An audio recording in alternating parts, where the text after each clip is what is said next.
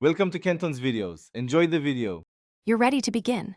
First, install Switch and grant essential permissions so features work smoothly.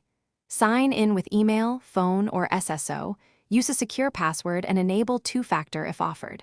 Once signed in, make sure notifications and location access are allowed for real-time updates. These initial choices unlock the app's core functions immediately, so don't skip them.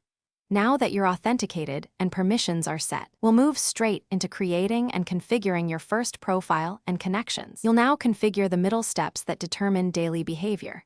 Create a profile with a clear name and avatar, then set preferences and privacy level so content and visibility match your needs.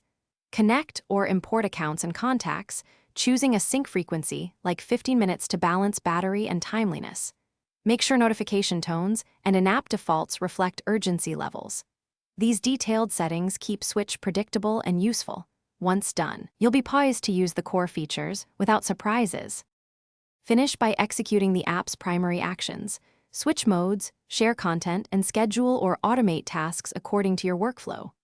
After performing actions, make sure changes sync across devices and verify account status if something fails. If you encounter problems, first restart the app, then confirm permissions and network access.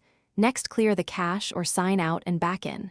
As a final tip, double-check that background app refresh is enabled so scheduled tasks and notifications run reliably. Thanks for watching. Consider subscribing if we helped you.